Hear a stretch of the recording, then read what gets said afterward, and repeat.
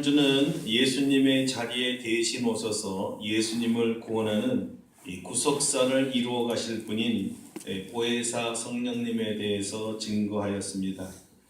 보혜사란 뜻은 근본적으로 돕는 분이요, 더 정확하게 말하면 보혜사는 남을 돕기 위해 부르심을 받은 분입니다.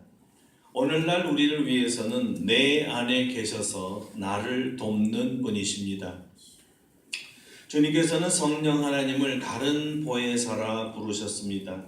왜냐하면 보혜사 성령님은 예수님께서 하시던 일과 똑같은 일을 해주시는 분이시기 때문입니다. 보혜사 성령님은 예수님을 나의 구주와 주로 영접하면 내 안에 내주하시기 시작하시고 영원토록 나와 함께 하십니다.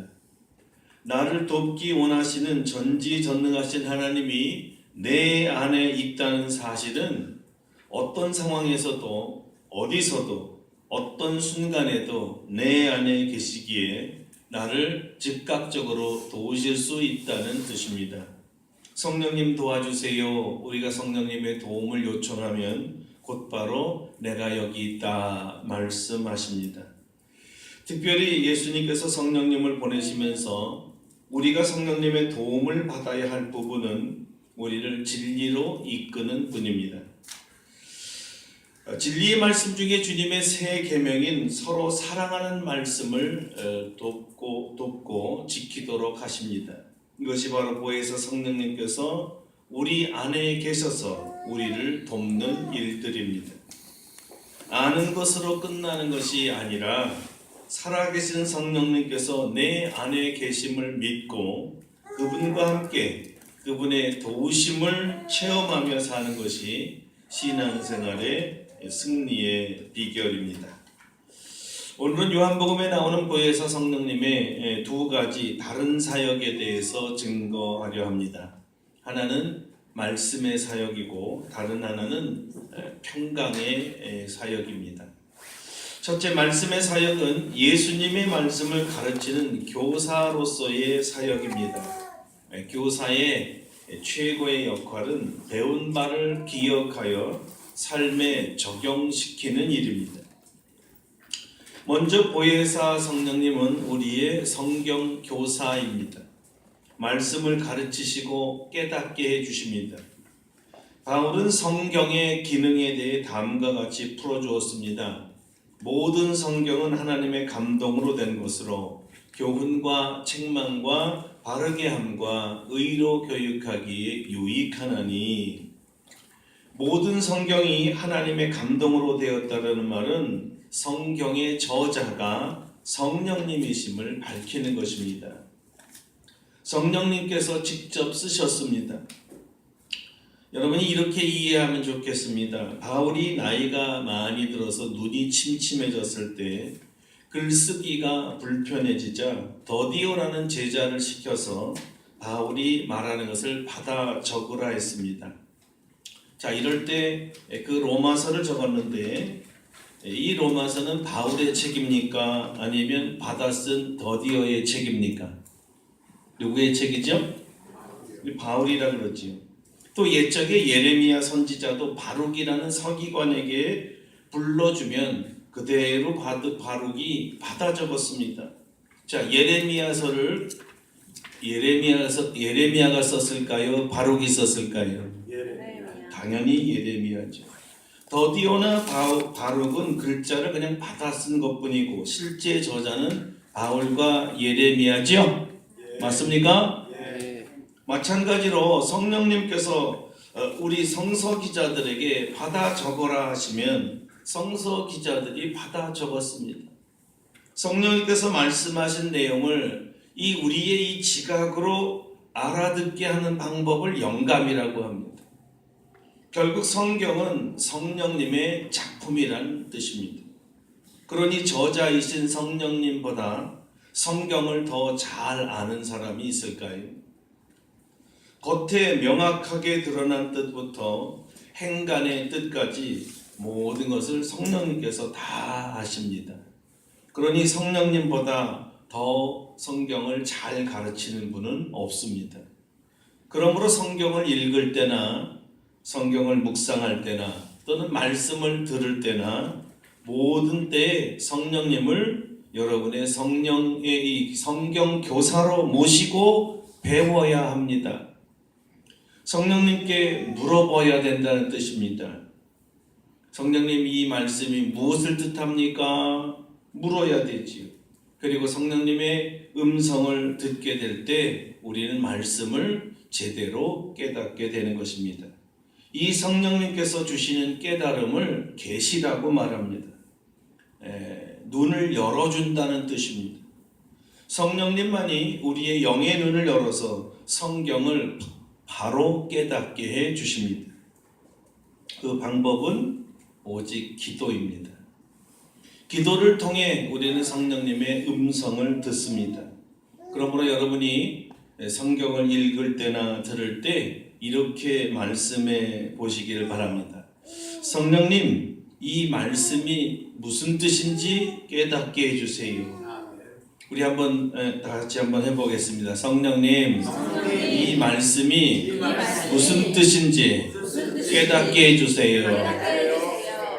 할렐루야.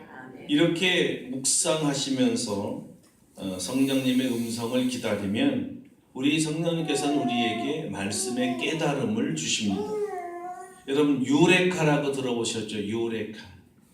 유레카라는 말은 무엇인가 발견했을 때의 그 기쁨의 함성입니다. 이제 알았다고, 바로 이것이다. 문자적으로 유레카는 바로 이것이다 라는 소리인데, 무엇인가를 깨달았을 때 우리가 무릎을 치기도 하고 손뼉을 치기도 하고 기쁨의 소리를 내죠. 그때 내는 소리가 유레카였습니다. 이거구나, 바로 이건데. 발견의 기쁨, 깨달음의 기쁨을 말합니다. 조금 어려운 말로 하면 성령의 내적 조명이라고도 합니다. 어두운 우리 지각에 빛을 비춰서 무엇인가를 인식하게 하는 성령의 역사를 말합니다. 쉽게 말하면 이런 겁니다. 성경을 읽을 때 바로 이건데 이렇게 깊은 뜻이 있었구나. 그 깨달음. 이 깨달음이 내적 조명이고 깨달을 때 오는 이 즐거움이 성령님으로부터 오는 것입니다. 여러분에게 말씀을 읽을 때마다 깨닫게 되는 은혜가 있기를 축원합니다. 두 번째, 교사로서의 성령님의 사역은 깨달은 말씀을 기억나게 해주는 사역입니다. 생각나게 해주시는 사역이지요. 생각나도록 도와주는 성령님의 사역은 우리 일상에 너무나 중요합니다. 깨달은 말씀일지라도 삶 속에서 우리는 자주 잊어버리기가 일수입니다. 우리는 오늘 말씀을 듣고 가다가 잊어먹습니다. 지난주에 뭐 들었는지 잊어먹습니다. 성전 안에 나가면서 잊어버리는 은사를 받았습니다. 그렇죠? 성경 말씀을 이상하게 잘 잊어버려요. 듣긴 들었고요. 하나님 말씀할 때 아멘도 했습니다. 깨달았어요. 그런데 희한하게 우리 안에 머물지를 못하는 거예요. 나가버리는 거예요. 하나님의 말씀이 우리가 필요할 때 그냥 말씀이 탁탁 이렇게 기억나면 얼마나 좋겠습니까? 그러나 대부분 우리는 지난주 설교 제목이 뭐였지? 몰라요. 여러분 어저께 퀴티한 거 생각나십니까? 뭐였지? 잊어버리. 우리가 가장 필요할 때 이때 나에게 필요한 말씀이 무엇일까? 아니면 우리가 다른 사람들에게 말씀을 전하고 싶을 때 그 상황에 꼭 맞는 하나님의 말씀은 무엇일까? 이런 것들이 생각나면 얼마나 좋겠습니까? 우리는 말씀을 필요로 하고 있고 이 필요가 정말 채워지기를 사모하고 갈급해하지만 생각이 나지 않아 답답할 때가 많은 것입니다.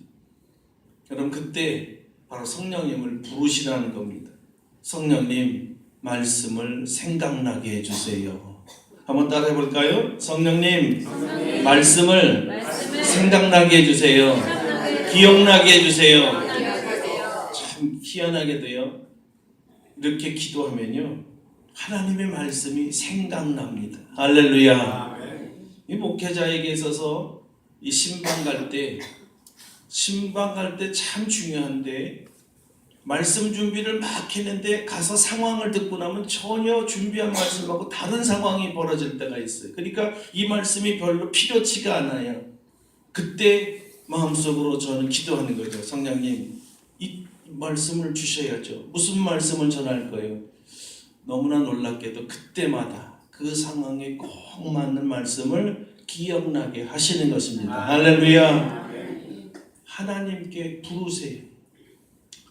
예수님 시대에는 이 기억나게 하는 일을 하는 직업이 아예 있었습니다. 특히 로마 시대에, 헬라 시대부터 내려온 이 문화 중에 제일 대중적이고 일반화된 문화가 연극이라는 거였습니다. 근데 연극을 하는데 배우가 많지가 않았기 때문에 1인 다역을 하게 되었지요. 그래서 1인 다역을 하는 방법을 마스크를 만들었던 것입니다. 뒷짐지고 마스크를 몇 개 가지고 있다가 아버지 가면을 쓰면서 아버지 성대묘사를 하고, 아들이 나오면 아들로 바꾸고, 며느리가 나오면 며느리로, 여러 개의 사람의 마스크를 가지고 있으면서 대사를 한 사람이 다 외웠던 것입니다. 그런데 배우가 종종 대사를 잃어버리는 경우가 많았어요. 그때 무대 뒤에, 이 커튼 뒤에 이 배우가 잊어버린 그 대사를 읽어주는 사람이 있었습니다. 관객과는 거리가 멀었기 때문에 관객에게는 들리지 않지만 배우에게는 분명하게 커튼 뒤에서 읽어주는 대사 소리를 들을 수가 있었습니다. 바로 그분이 기억나게 해주는, 대사를 이거였지 하고 금방 외웠던 거기 때문에 다시 배우가 대사를 이제 할 수가 있었던 거죠. 바로 여기에 착안하여 요한은 성령님의 말씀을 기억나도록 도와주는 사역을 지금 설명하고 있었던 것입니다. 당시 사람들은 이렇게 우리가 길게 설명하지 않아도 그거 요한이 지금 말하는 사역은 머릿속에 금방 떠올랐던 거예요. 연극회 할 때 뒤에 불렀던 것처럼 생각나게 해주는 거, 이렇게 금방 공감되었던 그 시대의 그 언어였습니다. 다들 고개를 끄덕거렸던 거지요.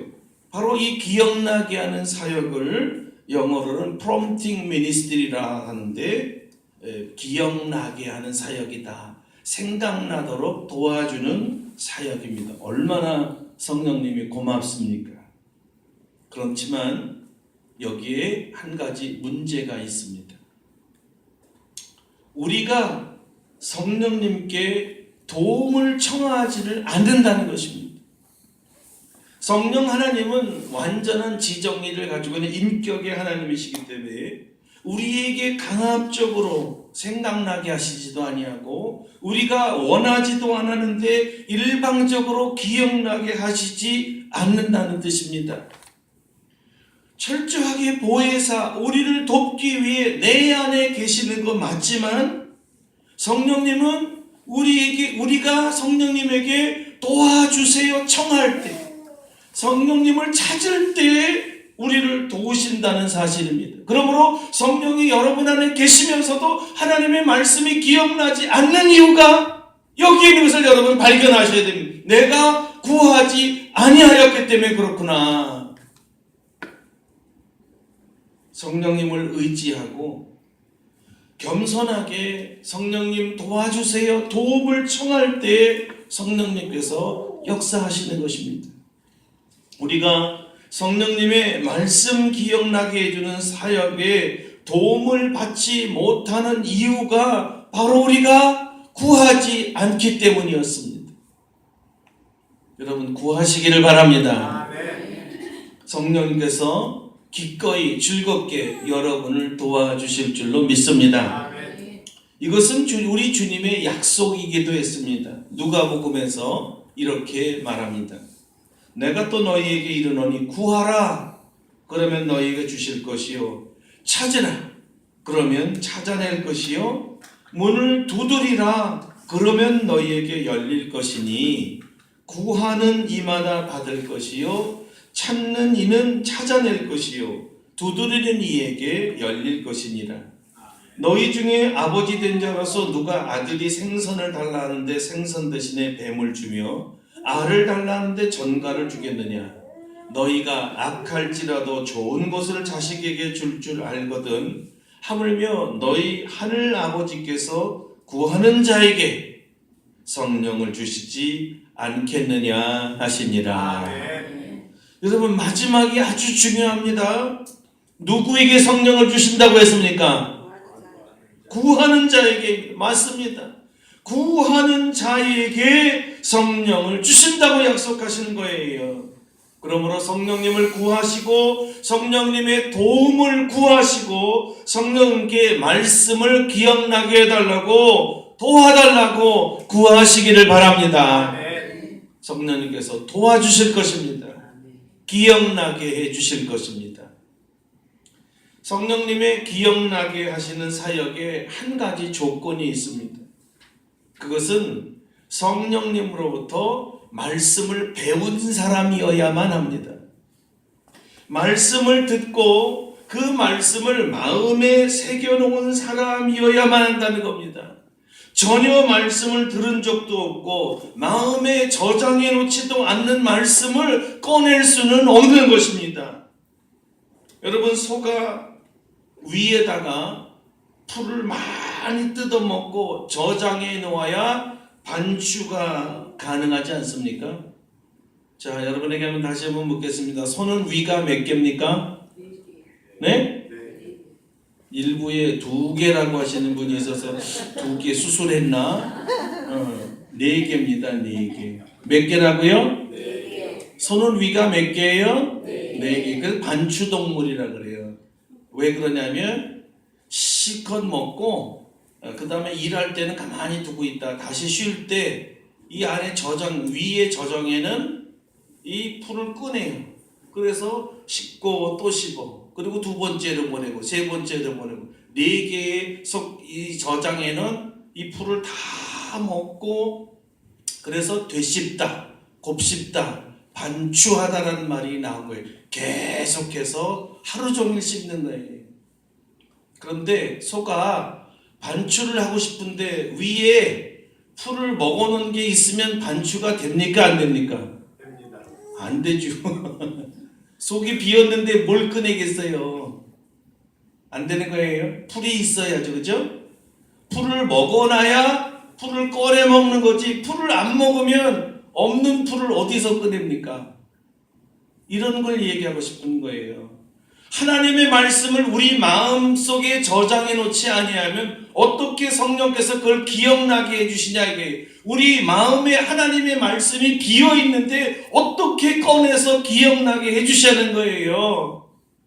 그러므로 반드시 성령님을 통해서 깨달은 말씀을 마음의 저장소에 저장해 놔야만 그것을 꺼내서 기억나게 해주시는 거라 이 말입니다. 할렐루야. 여러분, 그러므로 먼저 말씀을 배워야만 합니다.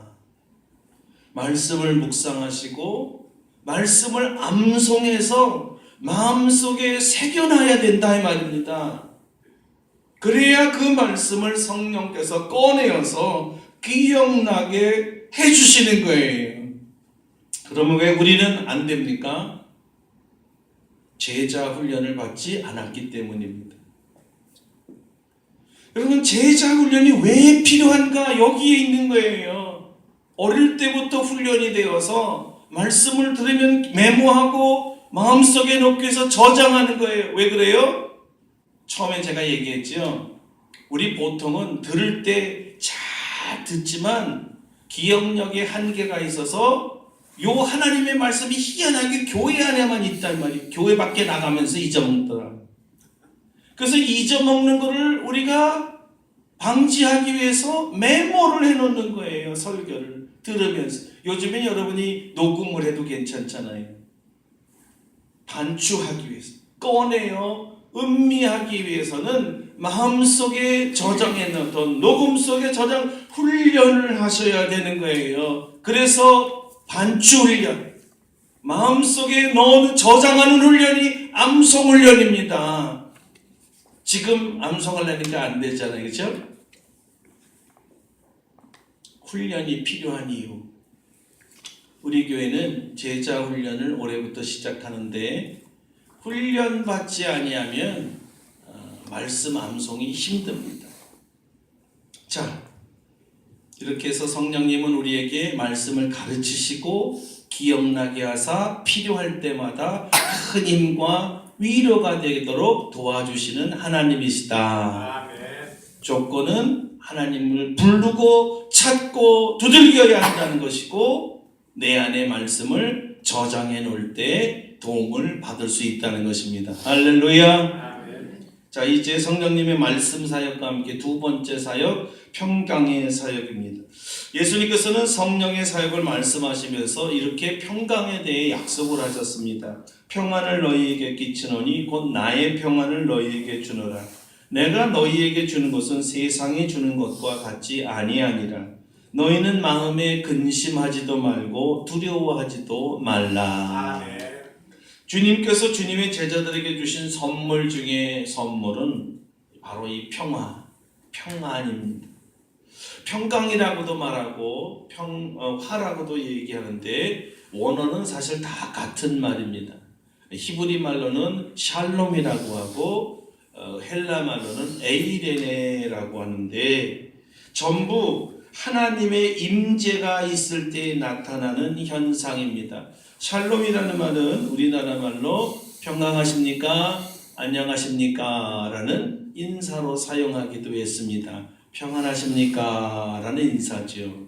우리 함께 옆 사람에게 한번 인사해 보겠습니다. 샬롬. 샬롬이 안녕하십니까? 평안하십니까? 라는 뜻입니다.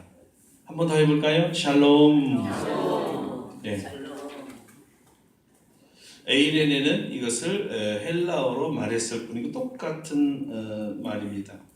하나님께서 주권적으로 역사하셔야만 평화를 가져오기 때문에 하나님의 선물이라고 말합니다. 이 기본적으로 평화의 개념은 전쟁이 없는 상태를 말합니다.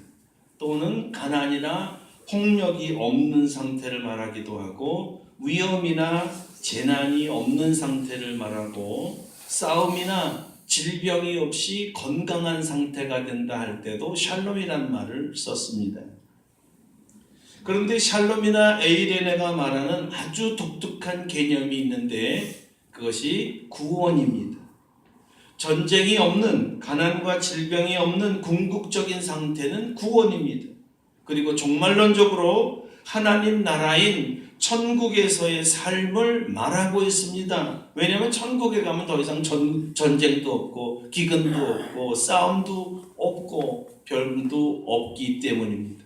그래서 샬롬 이런 것은 사실 여러분 마음이 천국이 이루어지기를 바랍니다. 이런 것과 같은 뜻이었습니다. 그래서 예수님도 이 평안은 예수님만 주실 수 있고 세상이 주는 것과 다르다고 말씀하신 것입니다. 다시 말해서 전쟁이나 가난이나 질병이 없는 궁극적인 구원이야말로 하나님이시며 구원자이신 예수님만 주실 수 있는 선물이기 때문입니다. 할렐루야. 아멘. 여러분 모두가 이 구원의 선물을 받은 줄로 믿습니다. 이 구원이 우리 안에 이루어지도록 예수님 승천 후에 우리를 지켜주시는 분이 바로 보혜사 성령님이십니다. 성령님은 예수님 우리에게 주신 이 평화, 이 구원을 끝까지 지켜주시는 분이십니다. 세상은 절대로 우리에게 평화를 줄 수가 없습니다. 세상은 우리에게 구원을 줄 수가 없습니다. 오직 예수님만이 우리에게 평화와 구원을 주십니다. 아멘. 여러분 믿습니까? 아멘. 주님께서 우리에게 평화를 주시기 위해 사용하신 방법이 바로 십자가입니다. 죄로 말미암아 우리는 하나님과 원수가 되었었습니다. 다시 말하면 하나님과 전쟁을 선포한 것입니다. 하나님과 적이 된 자는 결코 마음의 평화를 가질 수가 없습니다. 평화, 즉 샬롬은 하나님이 다스리는 나라, 하나님이 다스리는 상태이기 때문입니다. 하나님의 다스림을 거역하고 배반하고 대적하고 하나님을 떠난 죄인이 어떻게 평화를 누릴 수가 있겠습니까? 이 원리를 잘 설명해 주신 분이 바로 사도 바울입니다. 그가 고린도 교회에 보낸 편지를 보면 이렇습니다. 누구든지 그리스도 안에 있으면 새로운 피조물이라. 이전 것은 지나갔으니 보라 새 것이 되었도다. 아멘. 어떻게 새 피조물 새 것이 될 수 있을까요? 그 답이 그리스도 안에 있으면입니다. 그렇다면 어떻게 우리가 그리스도 안에 있게 되었을까요? 이 말은 이전에 우리가 그리스도 밖에 있었단 말입니다. 옛사람, 옛것은 하나님으로부터 떠나갔기 때문에 그리스도 밖에서 죄를 지으며 하나님의 진노를 사서 형벌을 받을 죄인을 말하는 것입니다. 그런데 하나님께서는 예수님을 이 땅에 사람으로 보내시어서 하나님과 원수된 죄인을 화목하게 하시려고 예수 그리스도를 우리를 위해서 십자가에서 죄와 함께 죽게 하셨습니다. 이제 예수 그리스도를 자신의 죄를 사해 주시기 위해 대신 죽으신 분으로 믿으면 그 죄를 예수님의 보혈로 씻겨주셔서 죄가 사해집니다. 예수님의 십자가로 하나님과 막혔던 담을 헐었기에 이제 하나님 앞에 당당하게 나아가게 되었습니다. 이것을 하나님과의 화해 사건이라고 하고 화해로 인해 화목하게 될 수 있다는 선언이었습니다. 하나님과 평화롭게 되었다는 뜻입니다. 하나님과 전쟁 중이었던 죄인이 죄를 용서받고는 다시 원래대로 하나님과 평화롭게 되었습니다. 이것을 샬롬이라 합니다. 내 마음이 하나님께서 나의 주가 되셔서 나를 다스리는 하나님의 나라가 된 것입니다. 이것을 그리스도 밖에 있었던 자들이 그리스도 안으로 들어왔다는 말입니다. 이렇게 그리스도로 말미암아 그리스도 안에 들어온 사람을 그리스도 안에서의 새 피조물, 그리스도 안에서의 새 것이라고 부르는 것입니다. 여러분 모두가 그리스도 안에서 새 피조물인 줄로 믿습니다. 아멘. 하나님과 평화롭게 되었다는 말이 죄로부터 구원을 받았다는 말과 그러므로 같습니다. 그래서 이 평화는 예수님만 줄 수 있는 평화입니다. 예수님 주신 평화를 가질 때 세상이 두렵지가 않습니다.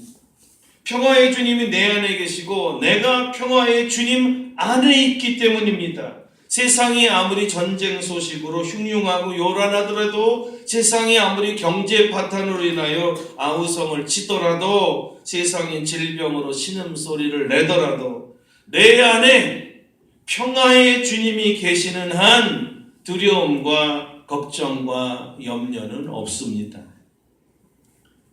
언젠가 예수님이 풍랑을 이는 배 안에 들어갔습니다.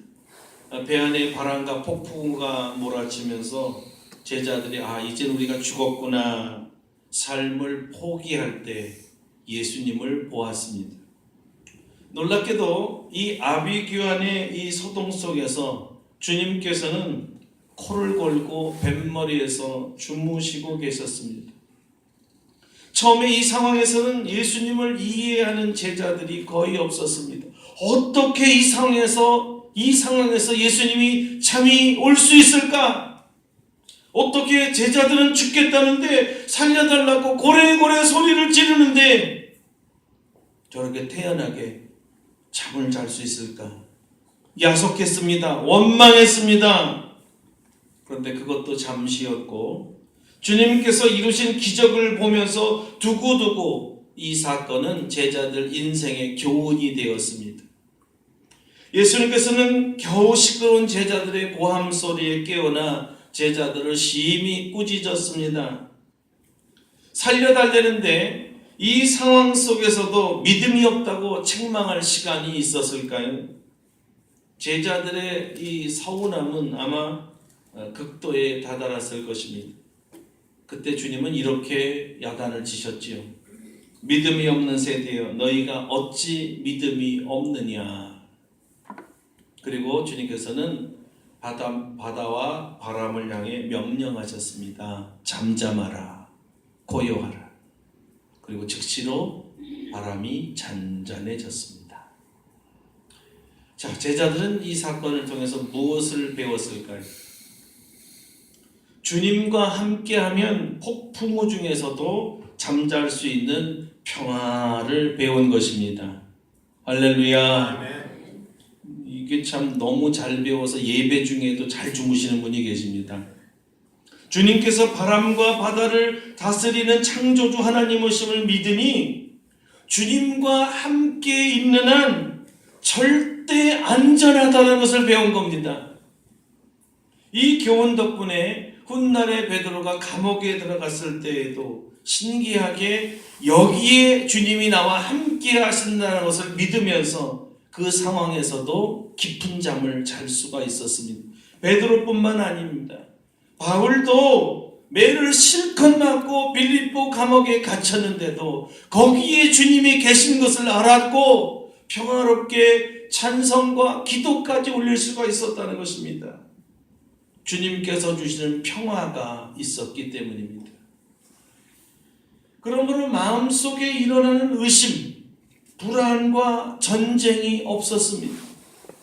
주님 주시는 평화가 있으니 그곳에서도 평안히 잠을 잘 수 있었다는 것입니다. 여러분에게 이 주님의 평화가 있기를 축원합니다. 성령 하나님의 사역 중 하나가 어떤 상황 속에서도 어떤 순간에도 주님의 평화를 기억하게 하는 것입니다. 그리고 그 평화가 우리 마음속에서 역사하도록 도우시는 일입니다. 전혀 환경에 지배되지 않게 평화를 가질 수 있도록 돕는 일입니다. 여기도 같습니다. 역시 우리가 성령님의 도움을 청할 때입니다. 주 성령님, 나로 하여금 주 예수의 평화로 채워주소서 구할 때 우리 주님이 우리에게 평화를 주십니다. 한번 구해보겠습니다. 주 성령님, 나에게 주 예수님의 평화로 채워주소서. 여러분이 불안하고 답답하고 긴장하고 마음이 눌리고 걱정이 태산 같고 불쾌감으로 잠을 잘 수 없고 두려울 때 성령님을 찾으시고 성령님께 부르주십시오. 성령님, 나를 도와주세요. 내 인생의 풍랑을 주님의 능력으로 잔잔하게 해주세요. 주님의 평화를 선물로 받을 줄로 믿습니다. 그때 우리가 할 일이 하나 있습니다. 감사하고 찬양하는 일입니다. 우리 주님께서 기뻐하실 줄로 믿습니다. 아멘. 기도하겠습니다. 성령님, 오늘도 성령님의 두 가지 사역에 대해서 배웠습니다. 성령님은 성경 교사로서 말씀을 우리에게 가르치시고 우리 마음속에 저장하도록 도우시고 저장한 말씀을 기억나게 해 주십니다. 우리가 답답하여 힘들 때 하나님 말씀을 기억나게 하사 위로가 되게 하시고 문제를 해결할 수 있도록 도와